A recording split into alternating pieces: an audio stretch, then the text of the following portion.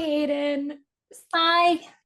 So to start with a movie like this, where a lot of it is, you and Tyler kind of contained in this car, how did it help you both kind of with the stakes of the situation, but also as actors kind of navigate these two characters and where their mindset is?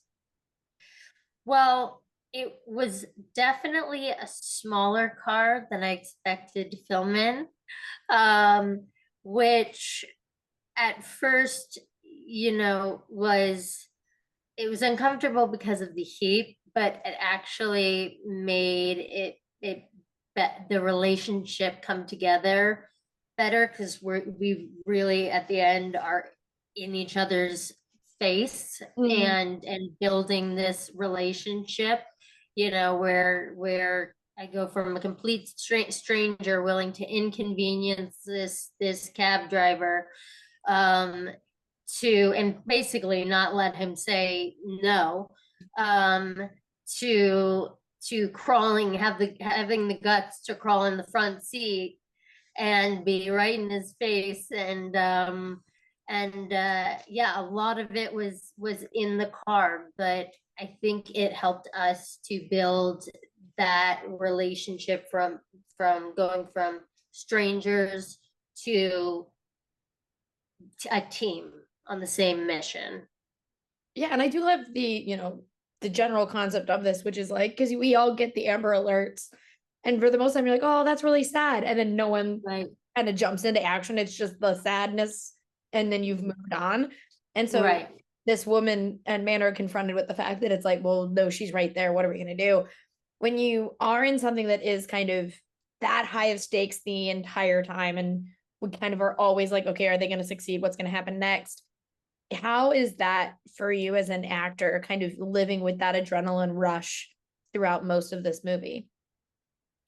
Well, one thing that was really important to became really important to all of us, and the director, Carrie Villesa, was really wanted, um, was wait, was it, sorry, to ask your question again. I just like went to like five different places. It's okay. It's how is living on Oh, in that adrenaline and the the adrenaline. entire time? Okay, yes. The it was the building of the adrenaline, especially being only in a car and not having that many locations, but building the fear and building that for the audience and for us.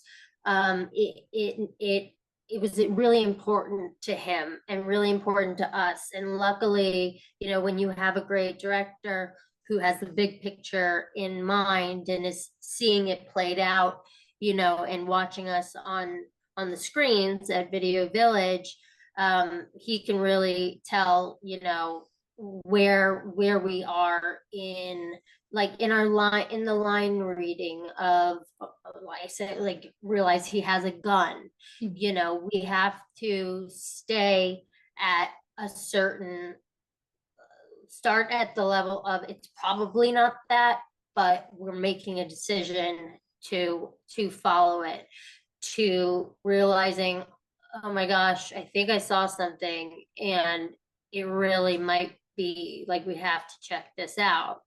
And Jack, my character, is like, look, and you got to be somewhere important. Like, I'm willing to take my high heels off, and I'm willing to go in there by myself and put myself in danger. And that kind of changes his mind, and he comes around and basically saves my butt, as I come up with the brilliant idea of, I'm going to drop my earbud in the window, and now I'm connected. Now I'm really like in it to the end. Yeah. Till I know for a fact that that child is not in that car, Mhm. which is the most driven car in America. And in the beginning, we don't even have the license plate. we don't have the license plate for most of it. And they don't even put out Amber Alerts usually unless they have something to go more to go on than just it's a black Chrysler or whatever. Um, but yeah, the when we get to that gas station, and I finally made it gone from just this annoying passenger to having the guts to crawl in the front seat and be really in his face, and to seeing this gun, to seeing feet in the car, which could also be, you know, a child lying in the back seat, could be a parent. It's not 100% still, but there's something there, and there are little things that keep happening, and nobody else is following. Nobody else is following but us. So if we give up on this car, then and we don't make sure, nobody else is going to, and this kid's gone. I and my character can't live with that. And we find out why later on, that she was going to be a mom and she had a stillbirth. And even though she had a stillbirth, it's still being pregnant. All those motherly instincts are unlocked in us. And it's a beautiful thing, but she feels like she failed her own child, and she has to make sure that she's not going to fail another one. And then he realizes, like, this girl is crazy, she's gonna get herself killed, and I'm gotta go save her, or I can't live with myself, I can't look my son in the eye.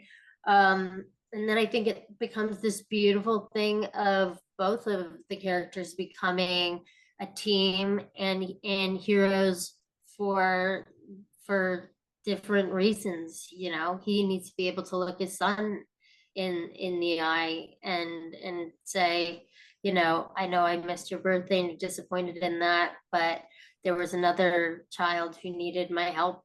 And my father, somebody whose father was my hero, has always been my hero.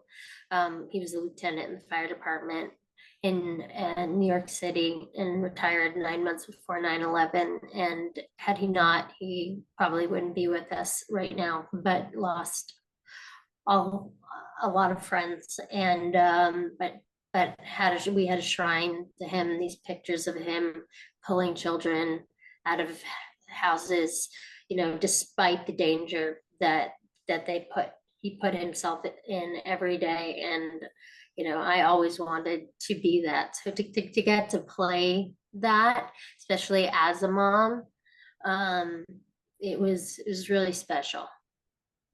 Yeah, and for our last question, I have to ask too, because this movie is so serious and so important, but it also to me is like, as a millennial, kind of funny when I'm seeing everybody hates Chris and then Save the Cheerleader, Save the World in a thing together. I'm like, oh, this is kind of warping the way I like view things. But it's so cool to see you both push what people have perceived of you for years and play something that is a little bit more action packed and more like psychological, and like that drive for you. Is that something you always want to do with your roles now, and kind of push back at what people have perceived of you in the past and change that? Absolutely. That's always been my dream, my goal as an actress, to be, my mom used to call it a chameleon. An actress that was able to change and play all different kinds of characters. And when I started acting, well, I was a baby, so I wasn't aware of it. But as I got older, being blonde hair, small, light-eyed, looking the way I did, I was typecast a lot.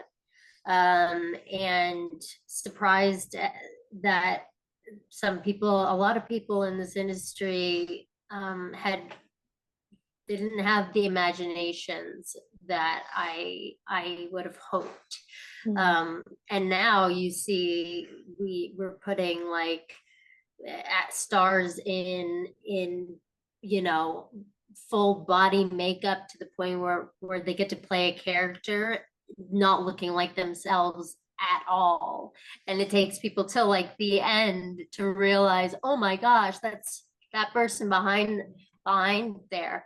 But I also, after Nashville, after being on that for 6 years, I had worked consecutively for so long for many multiple reasons. I needed to take a break, and I took 4 years off. And because of that, I felt when I came back, um, like I was working, I'm painting on a blank canvas. I still have my name. People still know me and my history, the characters I've played, but I'm a different age. I'm older, and now I'm more comfortable being in the driver's seat of my career and really being picky and choosing um, what the characters that I want to play. And I want to play characters that nobody could ever imagine me playing. That is truly stepping out of my own like skin and into the skin and mindset of of a character that I can't relate to at all. Although like emotions do come from we pull from our own life personal experiences, to get there. But to really create one where I have to like start journaling as the character.